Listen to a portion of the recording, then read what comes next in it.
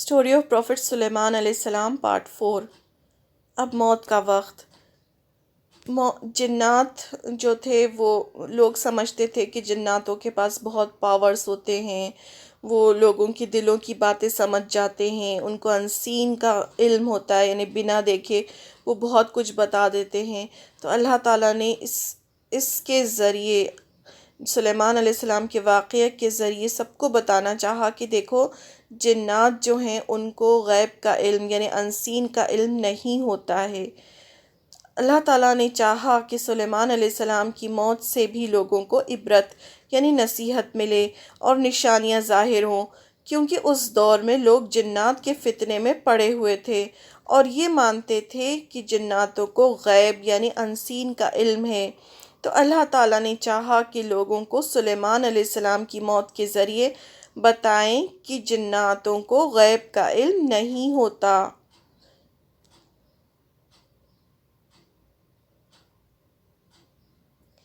سلیمان علیہ السلام کی وفات اور جن بے خبر۔ سورہ سبا آیت نمبر 14 میں اس کا ذکر ہے۔ یہ ہم جو کچھ بھی پڑھ رہے ہیں سب قرآن شریف کی آیتوں سے ہی ہم پڑھ رہے ہیں۔ ایک دن سلیمان علیہ السلام نے جناتوں کو سختی کے ساتھ کام پر لگایا۔ آپ ان کی نگرانی کر رہے تھے۔ جنوں کے دلوں میں آپ کا بہت خوف تھا۔ آپ انہیں سستی کرنے پر سزا دیتے تھے، یعنی جناتوں سے آپ سلیمان علیہ السلام کام کرواتے تھے اور آپ سب کو واچ کر رہے تھے کہ ٹھیک سے کام کرتے ہیں یا نہیں کرتے۔ آپ اپنے محل میں کھڑے ان کی نگرانی کر رہے تھے۔ جنات بیت المقدس کی تعمیر کرنے میں بزی تھے۔ ایسے میں آپ نے اپنا عصا لکڑی پکڑی اور اس پر اپنی ہتھیلیاں ٹکا دیں۔ اسی طرح ان کی نگرانی کرتے رہے اور اسی حالت میں اللہ تعالیٰ نے آپ کی روح قبض کروا لی اور آپ کی آنکھیں کھلی رہیں۔ آپ کا جسم ایک لکڑی پہ ٹکا ہوا تھا اور آنکھیں کھلی ہوئی تھیں، اور اسی حالت میں آپ کی روح قبض ہو گئی اور آپ کا انتقال ہو گیا۔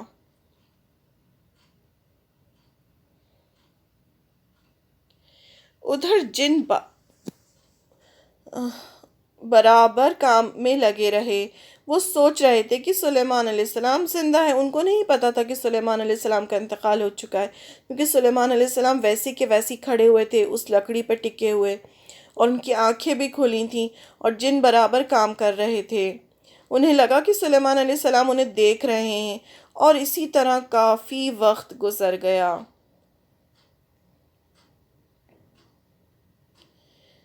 جن اس طرح کی نگرانی پر حیران تھے۔ وہ یہ دیکھ رہے تھے کہ اتنے وقت سے سلیمان علیہ السلام نے حرکت تک نہیں کی اور پلک تک نہیں جھپکائی۔ ادھر اللہ تعالیٰ نے دیمک کو سلیمان علیہ السلام کے عصا یعنی لاٹھی کو کھانے کا حکم دیا، اور اس نے لاٹھی کو اندر ہی اندر کھوکھلا کر دیا۔ آخر میں لاٹھی ٹوٹ گئی اور سلیمان علیہ السلام گر گئے۔ اس وقت جناتوں کو پتہ چلا کہ سلیمان علیہ السلام کا تو انتقال ہو چکا ہے۔ یہ کتنا وقت لگا ہوگا اس کو، دیمک نے کھایا ہوگا، اس کے بعد وہ لاٹھی ٹوٹی ہوگی۔ تو یہاں سے یہ بھی پتہ چلتا ہے کہ جو اللہ کے جو پیغمبر ہوتے ہیں ان کا جسم مرنے کے بعد بھی ویسا ہی رہتا ہے، جسم خراب نہیں ہوتا۔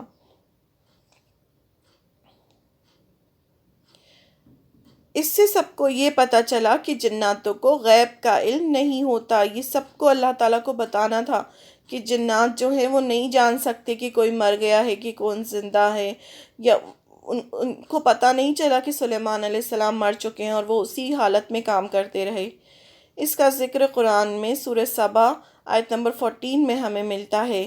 پھر جب اعوذ باللہ من الشیطان الرجیم بسم اللہ الرحمن الرحیم پھر جب ہم نے ان پر موت کا حکم بھیج دیا تو ان کی خبر جنات کو کسی نے نہ دی سوائے گھن کے کیڑے کے جو ان کے عصا کو کھا رہا تھا۔ بس جب سلیمان گر پڑے تو جنات نے جان لیا کہ اگر وہ غیب جانتے ہوتے تو اس ذلت کے عذاب میں مبتلا نہ رہتے۔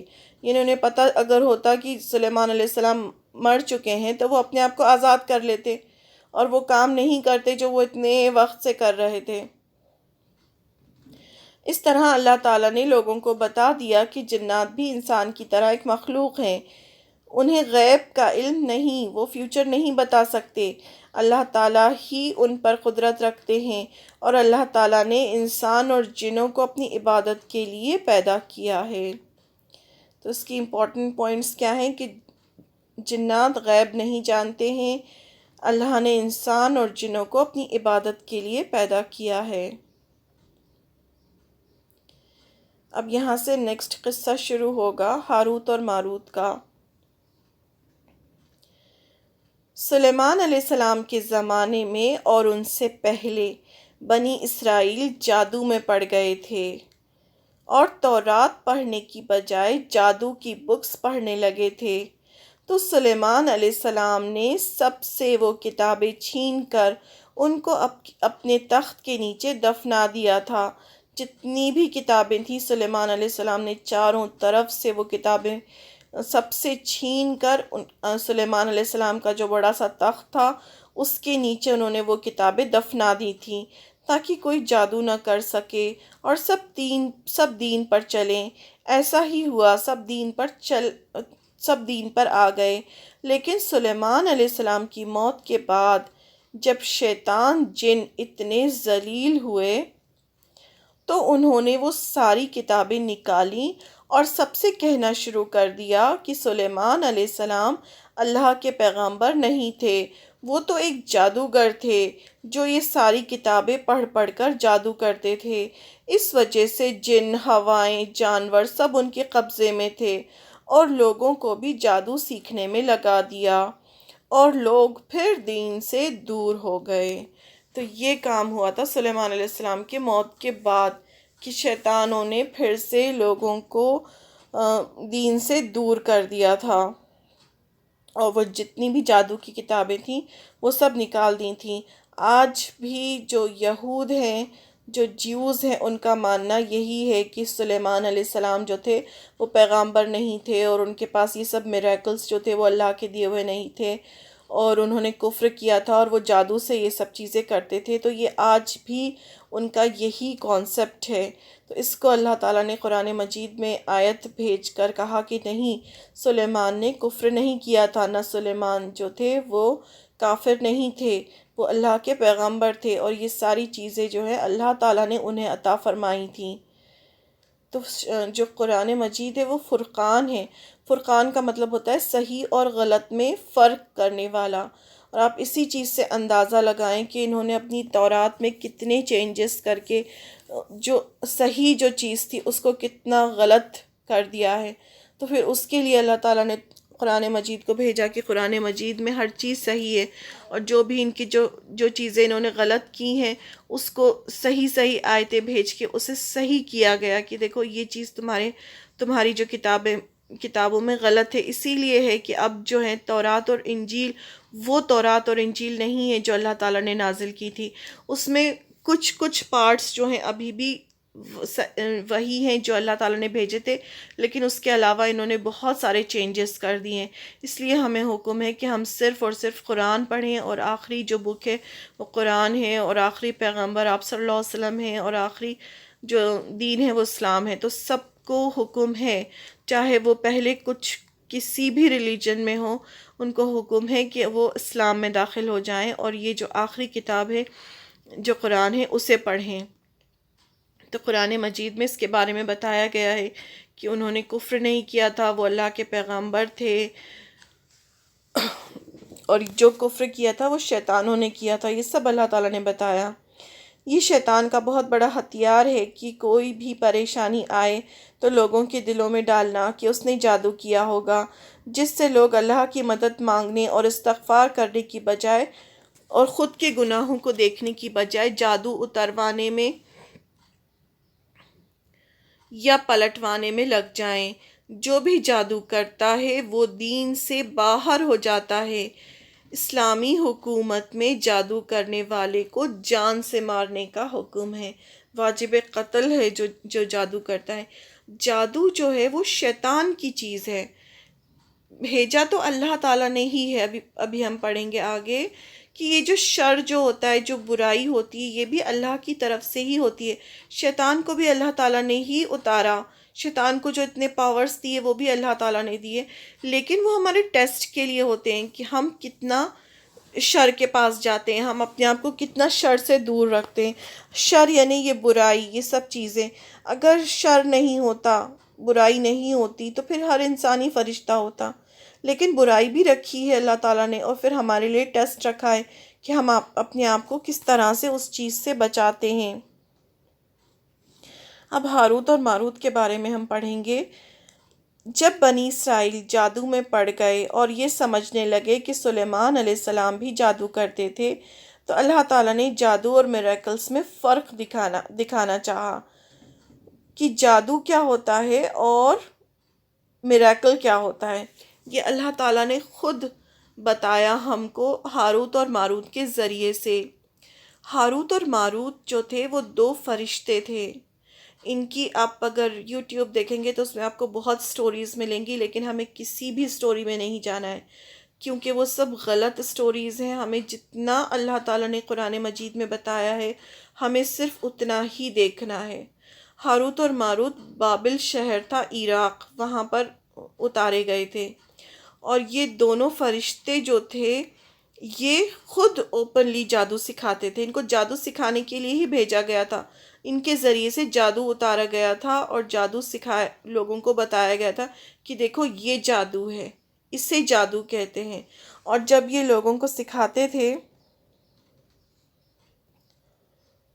لیکن اس سے پہلے ہی یہ بتا دیتے تھے کہ دیکھو یہ جادو ہے، یہ غلط ہے، اسے مت سیکھو، یہ گناہ ہے، ہر چیز وہ بتاتے تھے۔ لیکن لوگ کیا کرتے تھے؟ لوگ ان سے جا کے سب کچھ جاننے کے بعد بھی جادو سیکھتے تھے۔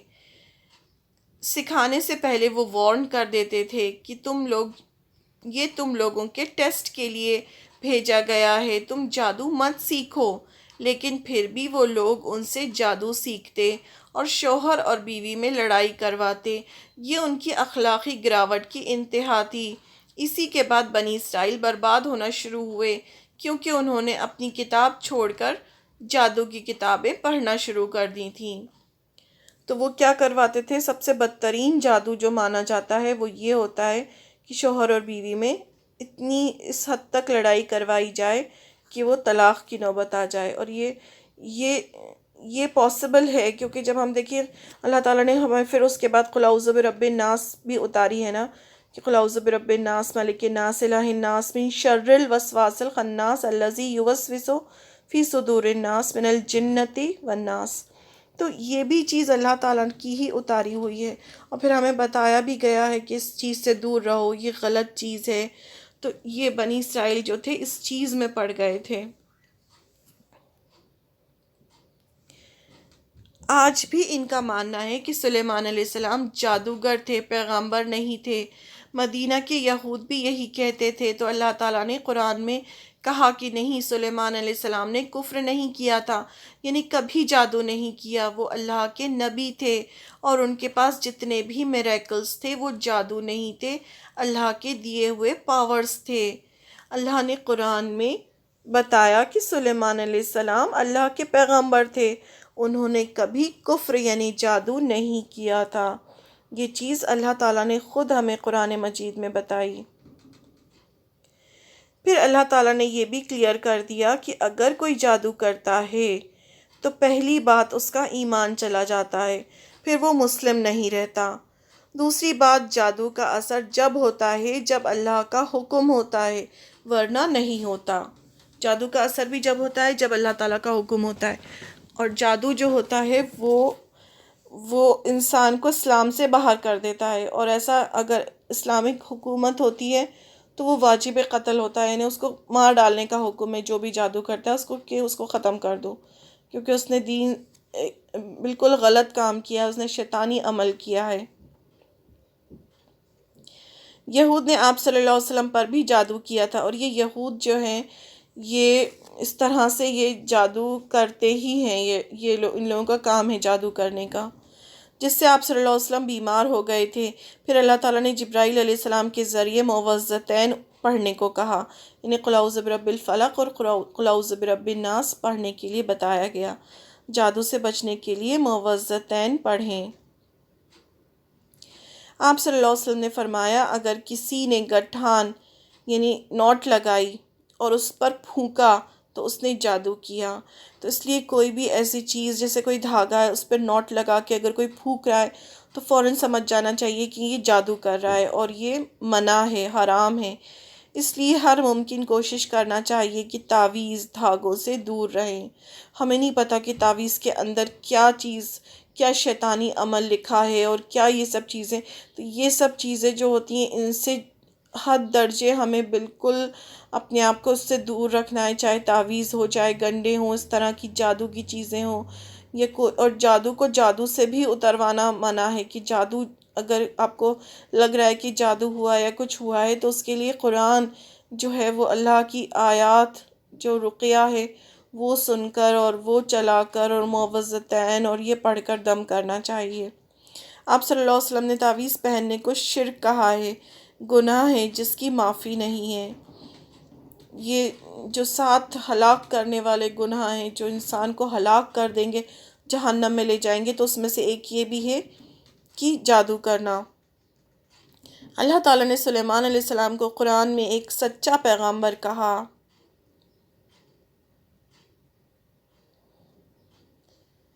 اب یہاں سے ہم سلیمان علیہ السلام کی کوالٹیز پڑھیں گے کہ ان کے اندر کیا کیا ایسی خوبیاں تھیں، کیوں اللہ تعالیٰ نے اتنا زیادہ ذکر قرآن مجید میں کیا اور ہمیں ان سے کیا سیکھنا ہے۔ دیکھیں جتنی بھی قرآن مجید میں جتنی بھی سٹوریز آف پروفٹس ہیں تو وہ انٹرٹینمنٹ کے لیے نہیں ہے کہ ہم اس کو دیکھیں، پڑھیں اور انٹرٹینمنٹ کریں، وہ اس لیے ہیں کہ ہم اس سے کچھ نہ کچھ سبق حاصل کریں۔ اور دیکھیے اس کو پہلے سننے والے کون لوگ ہیں؟ پہلے سننے والے اہل مکہ تھے، جو کیا کہہ رہے تھے؟ جو کہہ رہے تھے کہ یہ جو قرآن ہے، قرآن مجید جو ہے وہ جادو ہے، اور آپ صلی اللہ علیہ وسلم جادو کر رہے ہیں اور جادوگر ہیں، اور سب جگہ مشہور کر رہے تھے کہ قرآن جو ہے وہ تو جادو ہے اور آپ جادوگر ہیں اور اس طرح سے آپ کلام سناتے ہیں۔ تو ان سٹوریز کے ذریعے جو پروفٹ سٹوریز ہیں، مکی صورتیں ہیں یہ، تو ان کے ذریعے بتایا گیا کہ دیکھو جادو الگ چیز ہوتی ہے اور میریکل الگ چیز ہوتی ہے۔ میریکل کیا ہوتا ہے؟ میریکل اللہ کی طرف سے ہوتے ہیں، معجزے ہوتے ہیں جو پیغمبر کو دیے جاتے ہیں لوگوں کو سمجھانے کے لیے کہ دیکھو یہ انسان جو ہے یہ اللہ کا پیغمبر ہے اور اس کو اللہ تعالیٰ نے کچھ اسپیشل پاورز دیے ہیں، تو وہ اللہ کی طرف سے ہوتے ہیں۔ اور جادو جو ہوتا ہے وہ جھوٹ ہوتا ہے، جادو شیطان کی طرف سے ہوتا ہے، دھوکہ ہوتا ہے۔ تو اب ہم کچھ کوالٹیز پڑھیں گے سلیمان علیہ السلام کی، اور ہم کوشش کریں گے کہ وہ کوالٹیز ہمارے اندر بھی آئیں۔ اللہ تعالیٰ نے ان کو اتنا کچھ دیا تب بھی انہوں نے کبھی بھی کسی بھی بات پر کبھی پراؤڈ نہیں کیا۔ ان کے پاس جتنی چیزیں تھیں اتنی چیز تو کسی کے پاس دنیا میں نہ ان سے پہلے تھی نہ ان کے بعد تھی، لیکن اس کے باوجود انہوں نے کبھی یہ نہیں کہا کہ یہ میری کسی طاقت کی وجہ سے مجھے ملا ہے، یا کبھی انہوں نے پراؤڈ نہیں کیا۔ غلطی ہونے پر بہت شرمندہ ہوئے، فوراً اللہ سے معافی مانگی۔ جب انہوں نے خواہش کی تھی کہ مجھے ایک وارث ملے، اور پھر جب وہ اس طرح سے بچہ پیدا ہوا اور اس طرح سے ہوا تو انہوں نے فوراً اللہ کے سامنے رجوع کیا۔ ہر موقع پر اللہ سے دعا کی کہ مجھے توفیق دے کہ میں تیرا شکر ادا کر سکوں۔ کیا دعا کی کہ اللہ تو نے مجھے اتنا دیا ہے تو مجھے اتنی توفیق بھی دے کہ میں تیرا شکر ادا کروں پورا جو تو نے مجھے دیا ہے۔ شکر ادا کرنے کی بھی توفیق مانگی کہ شاید ہم اتنا شکر ادا نہیں کر پاتے جتنی نعمتیں اللہ کی استعمال کرتے ہیں۔ اپنے اوپر نعمتوں کا اور والدین کو جو نعمت ملی تھی اس کا بھی شکر ادا کیا۔ جو داؤد علیہ السلام کو جو نعمتیں اللہ نے دی، نبوت، بادشاہت، اس کا بھی انہوں نے شکر ادا کیا۔ نیک عمل کرنے کی بھی توفیق مانگی کہ اللہ تعالیٰ مجھے اتنی توفیق دے کہ میں نیک عمل اور نیک عمل کر سکوں۔ تو یہ بہت ہی قیمتی دعا ہے، ایسے عمل جو اللہ کو پسند ہو۔ مطلب ان کی دعا کے جو ورڈز ہیں اسی سے ان کی عاجزی اور ان کی ہمبلنس اور اس کا ہم انداز لگا سکتے ہیں۔ جب ملکہ کا تخت ان کے سامنے رکھا گیا تو فوراً کہا کہ یہ میرے رب کا فضل ہے۔ کسی بھی موقع پر خود کریڈٹ نہیں لیا. کیا کہا؟ ھذا من فضل ربی، یہ میرے رب کی فضل سے ہے کہ اتنے دور سے اتنا بڑا تخت یہاں پر پلک جھپکتے ہی آ گیا. جب چیٹیوں کی آواز سنی تب بھی شکر ادا کیا کہ اتنی بڑی آرمیز میں اتنی بڑی آرمی وہ لے کے جا رہے تھے، اور انہوں نے ایک چھوٹی سی چیٹی کی آواز سنی تو اس پر بھی اللہ کا انہوں نے بہت بہت شکر ادا کیا، مسکرا دیے. یہ کتنی بڑی بات ہے. نہیں تو لوگوں کے اندر تکبر آ جائے کہ ارے ہم تو چیٹی کی بھی آواز سن سکتے ہیں، لیکن انہوں نے اس پر بھی اللہ کا شکر کیا. پھر دوسری چیز، وہ بہت کنسرن تھے سب کے لیے.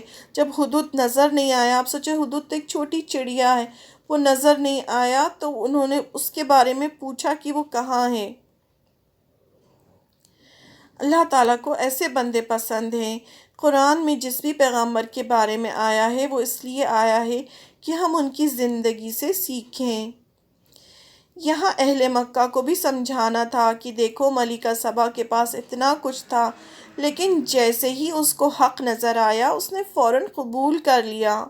اتنا ملکہ سبا کا اتنا بڑا قصہ قرآن مجید میں اسی لیے دکھایا گیا، ہم کو بتایا گیا کہ دیکھو اس نے بھی تو حق پہچانا نا. اور اہل مکہ بھی کیا کر رہے تھے؟ بتوں کی عبادت کر رہے تھے، اللہ کو نہیں پہچان رہے تھے. تو یہ سب چیزیں فرسٹ سننے والے تو اہل مکہ ہی تھے. تو اہل مکہ کو سمجھایا گیا کہ دیکھو، یہ اس طرح سے جب تمہارے